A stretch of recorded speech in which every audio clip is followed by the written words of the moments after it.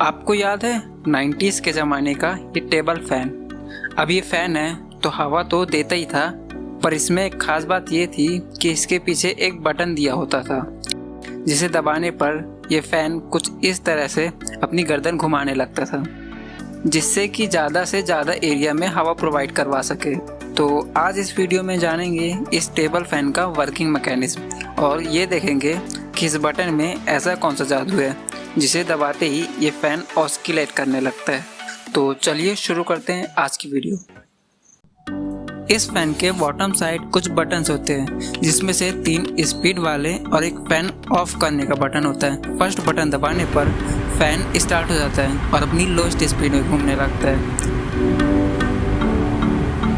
Second button दबाते ही first button release हो जाता है और फैन की स्पीड थोड़ी बढ़ जाती है और इस तरह थर्ड बटन दबाने पर फैन अपनी मैक्सिमम स्पीड के साथ घूमने लगता है। अगर हम बटन्स के पीछे मैकेनिक से बात करें तो यहाँ हर बटन्स के नीचे स्प्रिंग लगे होते हैं जो कि इन्हें ऊपर बनाए रखते हैं। ये बटन्स इस एलिमेंट के द्वारा एक प्लेट से कांटेक्ट में रहते हैं जिसमें कुछ स्लोप प्लस नोज टाइप की प्रोफाइल बनी होती है।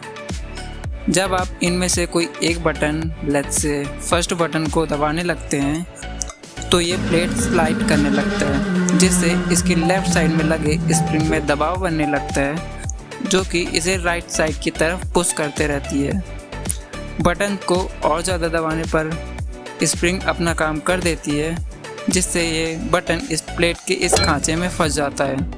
इस बटन के दबे रहने से होता ये है कि इसके पीछे लगे वायर किक से फैन मोटर को एक इलेक्ट्रिक सिग्नल जाता है कि हाँ भाई फैन को फर्स्ट स्पीड से रोटेट करवाना है।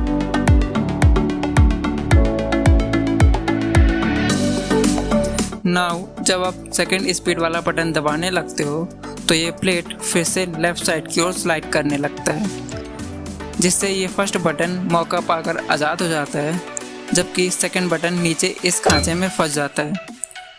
और फिर से इस बटन के पीछे इस वायर के थ्रू फैन मोटर को दूसरा मैसेज आता है कि फ़ैन की स्पीड थोड़ी बढ़ानी है, जिससे फ़ैन थोड़ा और ज़्यादा स्पीड में घूमने लगता है।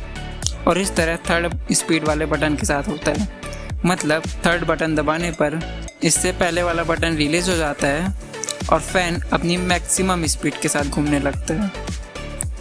इसके अलावा इसमें एक ऐसा बटन भी होता है जिसके नीचे कोई कट नहीं होता जहाँ ये जाके फंसे, मतलब इसे पूरे दबाने पर भी ये केवल प्लेट को लेफ़्ट साइड की ओर स्लाइड करता है जिससे वो सारे बटन्स रिलीज हो जाते हैं जो कि इससे पहले दबाए हुए थे और इस तरह फैन ऑफ हो जाता है। चलो अब समझते हैं फैन ऑस्किलेट कैसे करता है। टेबल फैन के इस पंखे को घुमाने के लिए जिस मोटर का यूज़ किया जाता है वो एक सिंगल फेस इंडक्शन मोटर है और सेम मोटर का यूज़ इस फैन को ऑस्किलेशन करवाने के लिए भी यूज़ किया जाता है। लेकिन एक मिनट, कोई भी मोटर हमें केवल रोटरी मोशन ही प्रोवाइड करता है, तो ये फैन को ऑस्किलेट कैसे करवा सकता है? इस बात को समझने के लिए हम 4 बार मैकेनिज्म का यूज़ कर सकते हैं। अब ये सुन के घबराने मत लगना कि मैं टेबल फैन समझाते समझाते 4 बार मैकेनिज्म में कहाँ घुसे जा रहा हूँ या फिर ये 4 बार मैकेनिज्म क्या होता है। एक्चुअली 4 बार मैकेनिज्म एक सिंपल फॉर्म होता है इस तरह के मैकेनिकल मूवमेंट को समझने के लिए। इसमें 4 बार आपस में कनेक्ट रहते हैं 4 पिंस की हेल्प से, जिससे वो फ्रीली मूव कर सके। इनमें से एक लिंक हमेशा फिक्स रहता है और दूसरा रोटेट करता है जिसे क्रैंक बोलते हैं और इसे अक्सर मोटर की हेल्प से ही रोटेट करवाया जाता है। अब बचे हुए लिंक की लेंथ के अकॉर्डिंग हमें डिफरेंट मैकेनिज्म मिलते हैं। फॉर एग्जांपल, अगर इन दोनों की लेंथ इनके सामने वाली लिंक के लेंथ के इक्वल है तो क्रैंक के घूमने पर इसके सामने वाला लिंक भी 360 डिग्री घूमने लगता है। इस तरह के मैकेनिज्म का यूज़ ओल्ड ट्रेन व्हील्स में करते थे रोटरी मोशन ट्रांसफ़र करने के लिए। इसके अलावा अगर क्रैंक के सामने वाली लिंक की लेंथ इससे ज़्यादा हो तो क्रैंक के रोटेट करने पर ये लिंक इस तरह से ऑस्किलेट करने लगती है। लेकिन ये मैकेनिज्म हमारे काम का नहीं है। इसी कंडीशन में अगर सेकंड और फोर्थ लिंक को सेम लेंथ से छोटा कर दें और इस बार फर्स्ट लिंक को फिक्स ना करके क्रैंक के सामने वाली लिंक को फिक्स कर दें। तो क्रैंक के रोटेट करने पर इससे जुड़ी ये लिंक एक लार्ज स्केल में ऑस्किलेट करने लगती है और यही तो हमें चाहिए था। अब हम देखते हैं इस मैकेनिज्म का यूज़ फैन के ऑस्किलेशन में कैसे होता है। इस फैन के पिछू साइड भी कुछ ऐसे ही बार्स लगे होते हैं। ये है वो लिंक जो कि फिक्स रहती है। इसके ठीक सामने क्रैंक होती है जिसे फैन मोटर की हेल्प से घुमाया जाता है। इस एलिमेंट के साथ एक बार कनेक्ट होता है जिसका दूसरा एंड इस फिक्स्ड लिंक के साथ कनेक्ट रहता है। इस एलिमेंट के रोटेट करने से इसके साथ लगा ये लिंक कुछ इस तरह से ऑस्किलेट करने लगता है, जिसके रिस्पॉन्स में ये फैन का हेड भी ऑस्किलेट करने लगता है। एक्चुअली ये मोटर इस फिक्स्ड लिंक के साथ इस पॉइंट के कांटेक्ट में रहता है, इसलिए हम इस मोटर को एक सिंगल बार भी एज्यूम कर सकते हैं। जिस तरह इस 4 बार मैकेनिज्म में क्रैंक के रोटेट करने पर ये दोनों लिंक ऑस्किलेट करने लगता है, उसी तरह इस एलिमेंट के रोटेट करने पर इस बार के साथ ये फैन का हेड भी ऑस्किलेट करना स्टार्ट कर देता है। चलो ठीक है, ये तो समझ में आ गया कि फैन मोटर की हेल्प से इस एलिमेंट के रोटेट करने पर ये फैन ऑस्किलेट करने लगता है। पर यहाँ सवाल ये है कि मोटर की शाफ्ट तो हॉरिजॉन्टल एक्सिस में रोटेट कर रही है, तो ये एलिमेंट वर्टिकल एक्सिस में कैसे रोटेट कर रही है?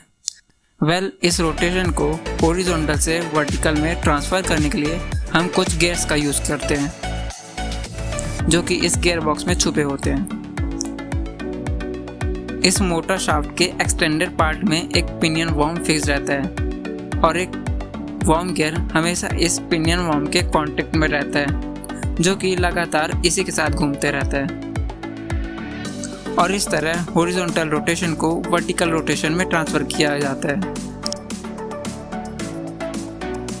अब इस रोटेशन को वॉर्म गियर से क्रैंक तक पहुंचाने के लिए 2 और गियर्स का यूज़ किया जाता है, जिसमें से एक गियर तो क्रैंक के साथ फिक्स रहता है और दूसरा जो कि शाफ्ट में गियर टीथ के रूप में बनाया गया है, इसे इस वॉर्म गियर के सेंटर से गुजारा जाता है ताकि इस वॉर्म गियर से क्रैंक गियर तक पावर ट्रांसमिशन हो सके। लेकिन ये शाफ्ट इस वॉर्म गियर के साथ परमानेंटली कांटेक्ट में नहीं रहता, बल्कि इसे एक नोब बटन की हेल्प से कांटेक्ट में लाया जाता है। इस शाफ्ट में एक होल होता है जिसमें 2 बीयरिंग बॉल्स एक स्प्रिंग को कंप्रेस्ड किए हुए होते हैं। इनिशियली बटन प्रेस करने से पहले, मतलब जब फैन ऑस्किलेशन नहीं कर रहा होता है, तो ये बॉल्स इस गियर बॉक्स के अपर केस में फंसे होते हैं। नाउ जब आप नोब बटन को प्रेस करते हो तो ये शाफ्ट नीचे जाने लगता है और ये बीयरिंग बॉल्स अपर केस से निकलकर वॉर्म गियर के इस खांचे में फंस जाते हैं, जिससे नोब शाफ्ट इस वॉर्म गियर के साथ रोटेट करने लगता है, जो कि फर्दर इस क्रैंक वाले गियर को भी रोटेट करवाने लगता है, जिससे फैन का ऑस्किलेशन स्टार्ट हो जाता है।